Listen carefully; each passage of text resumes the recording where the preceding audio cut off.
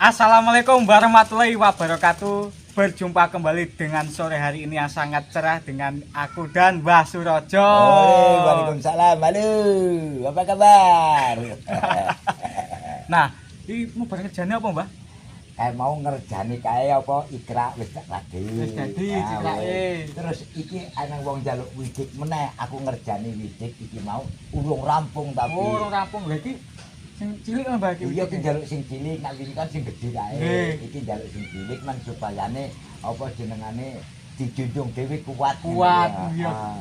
Beh, Ngono anu kuwi. guys, Mbah Surojo iki gawe widik iki sing cilik, pas wingi kan gawe widik sing gede Mbah Surojo iki, guys. Semeter 2 meter. Oke, guys, iki semeter apa yang baik ya? Iki 80 kali 175. Oh, baik iki sing versi minine ya, guys. Oh yo Mbah, aku arep takon iki, Mbah. Iya takon apa tak sauri engko. Anu, Mbah. Arep takon tanah kelahirane sampean, Mbah. Oh, asli sing kelahirane aku. Nggih. Ya. Kuwi ngono. Jaman nalika taun-taun sing wis kliwat, Nggih, Mbah. Mbah kuwi dilairake ana daerah Jawa Barat. Jawa Barat. Ya, Jawa Barat. Aduh berarti ngono, Mbah. Suasane. Suasane ya nek adem ora ya padha wae wong. Mung jenenge Jawa Barat. Desane daerah Cilangkap. Cilangkap. Jawa Nggih. Barat. Lah waktu semono Mbah isih melu wong tuwa aku isine Mbah iki mung golek kayu tunggak Oh, ngono apa, Mbah? mlatoki. Lah Mbah bapakku mbiyen tukang gawe nyadap klopo Nggih. digawe gula. Oh, gula anu ngono kae, Mbah. Gula klopo kae. Gula klopo. Mm. Oh, alah. Lah aku nang gunung goleki kayu nggo gawe nggeneni gadeke kuwi Kuwi mau. mau Iya. gulane, Mbahmu. Dina-dina aku goleki kayu. Ya istilahnya sak mampune wong aku urung gedhe banget ya. Nggih. Dadi ya sak oleh aku goleki kayu dina-dina. Nek bali sekolah ya golek. Nanti engko bar bedhug ya golek. Kuwi dina-dina kaya ngono. Lah mbah lanang mbah wedok kuwi pegawane nggawe gulung kene wis dadi sesuk didol. Engko awan kae Nggih. darese kan pindho isuk karo sore. Oh, iso sampai sore, Mbah. So nek isuk njimuk sing deresan sore, Wingi, engko karo ngiris meneh kae nggon walane kae terus Nggih. dipasang bumbung. Lah engko sore ya njikuk Njikuk meneh. Terus dina-dina meneki wis klopo. Berarti sampean kuwi kaya apa jenenge Mbah Buyut gawe apa golek kuwi menek wit kambile sampean golek kayu. Kayu. Dadi kuwi nek aku urung wani meneki wit klopo soalnya wis dhuwur. Dhuwur, Mbah, yo. Lah dina ora kurang trima dinanan bulanan taunan gawe gula. Lah wektu semono terus panggah wae rezekine iki pas-pasan. Nggih. Lah pas-pasan dilalah terus ana wong-wong arep padha melu nang Lampung Sumatera. Ayo aku melu padha melu nang Sumatera. Nggih. Ya, lah barang nganti nang Sumatera ya terus netep nang Lampung Nang Lampung Tengah iki, Mbah, ya. Lah terus Mbah lanang biyen ninggale 1997. Nggih. Lah mbah wedok ninggale 2006. 2006. Kuwi lah nganti sepren iki enggak pindah-pindah ya terus nang kene. Tetep nang iki. kene. Kene, Kayak iya. ben gula kuwi pira Mbah ning kono iki, Mbah? Nek jaman waktu semono kuwi gula kuwi jem murah. Iya, kan modele lek dicithak karo pring dikethoki kan pirang-pirang ya. Engko nek dalem 10 glinding, Nggih. engko terus dibungkus karo klaras ditaleni. Oh, nggih. Dadi nek jenenge sebonjor. Lah sebonjor kuwi mau kadang-kadang regane ya 9.000, Nggih. kadang-kadang ya 7,5. Ngono kuwi. Enggak nentu berarti Ora regane, Mbah. tentu ndelok-ndelok gulane. Nek gulane rada gedhi ya larang. Tapi nek cikakane bumbunge mau sing digraji cilik ya murah. Murah. Nek jaman saiki kan mbuh kuwi cilik mbuh kuwi gedhi nek gula kan model saiki ditimbang to. Nggih. Nek mbiyen ora ditimbang ora. Oh, berarti mbiyen apa Mbah ngarani Mbah? Bonjoran. Bonjoran. Ya, sak bonjor isine 10 jenenge sebonjor. Le bungkusnya karo kertas ya. Dadi nek isu kae tangi bar saka masjid kae isu-isu pokoke sik repet-repet kae. Nggih. Aku brasaan nang karangan goleki klaras. Golek klaras nggo bungkus kuwi Mbah. Heeh, nggo buntil kuwi mau walah dan nelongso waktu semono ya. Lah bareng aku wis rada gedhe, Nggih. mbae melu daftar tegese melu nang Sumatera iki buka berubah nasib.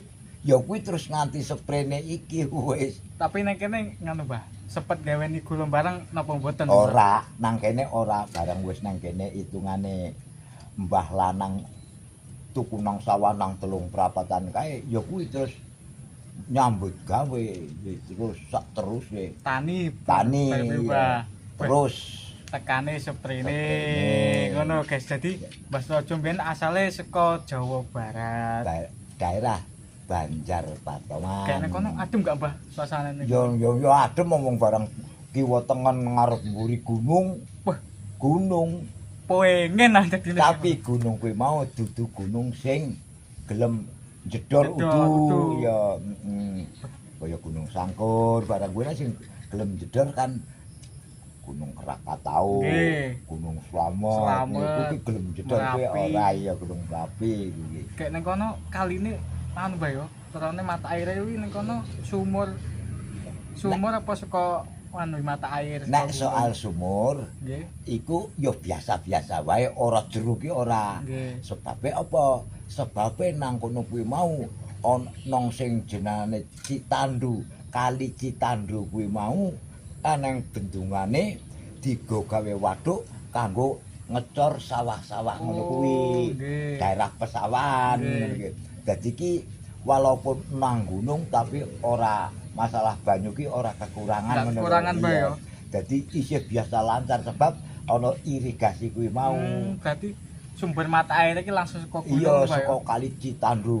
Kali Citandu kuwi alah biyo ambane ora karukan, jerune ya ora karu-karuan mulane istilah iki dijenenge Kali Citandu dadi bibit pari. Bibit Nggih. pari sing saiki iki. Nggih. Nek sing tembung nganggo eci kuwi saka Jawaku. Saka Jawa Barat. Iya saka Jawa Barat.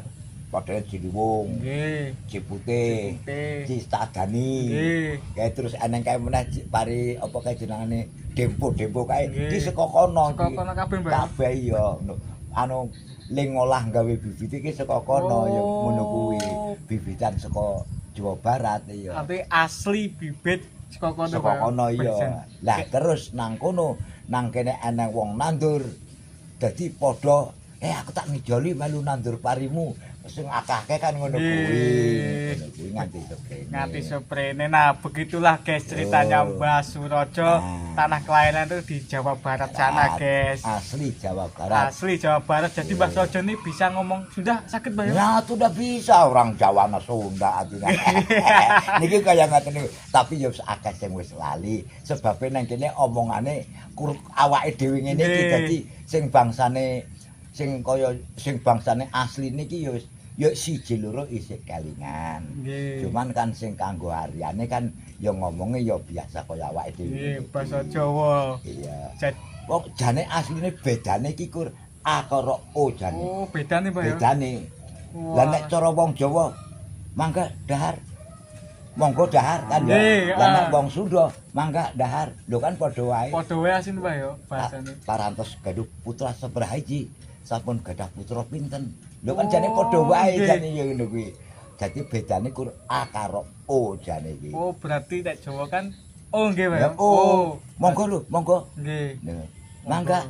Oh iya. Kan ngono iki. Nggih. Padha wae jane ngono kuwi. Kuwi nek Jawaku. Nggih, Mbah. Kuwi nek- Nah, iki nganu guys, berhubung waktu sudah sore, monggo Mbah sampean sapa-sapa kali penonton padha kangen Mbah kembali sampean. Oke, syukur alhamdulillah. Yes, assalamualaikum warahmatullahi wabarakatuh. Waalaikumsalam warahmatullahi wabarakatuh. Ditujukan kepada anak cucuku dan saudaraku semuanya yang di mana saja berada. Nggih, Mbah. Begitulah cerita dari Mbah Surojo, asal usul kecil sehingga sekarang ini tempat lahirnya Mbah sudah saya jelaskan. dari Jawa Barat, Banjar Patoman, desanya Cilangkap. Nah itu daerah Cilangkap. Jadi nek tembung nganggo cici, Cilangkap, Cikunir, Ciawi, Cijolang, kuwi blok nganggo ci kabeh. Ciledug, kuwi Cimahi, Cililin, Cililitan, akeh pokoke sing dadi terus bertarik jejer-jejer ngono kuwi. Kuwi nek sing nganggo ci ya ci kabeh ngono kuwi. Nganti teko iki nganti Cikunir kan sanding nanggrek ya Cikunir kuwi isik ke bawah nggon aku kan ngono kuwi. Itu ceritanya anak cucuku dan saudara semuanya, cerita kecilnya Mbah dan tempat lahirnya Mbah Surojo. Nah, berhubung istilahnya mungkin saja Allah tidak mengizinkan di sana dan keduanya itu juga ya kasarnya berubah nasib, tapi tempo-tempo berubah nasib. Keadaan sama saja seperti dulu, tapi ya sudah saya syukuri alhamdulillah. Alhamdulillah. Masih diberi panjang umur. Amin. Itu. Jadi ngoten mawon anak putu kula lan sedulur kula sedaya anggen kawula matur dumateng jenengan mungguhipun sampean kurang prayoga mboten sae nggih kula nyuwun pangapunten. Nggih Mas Surojo.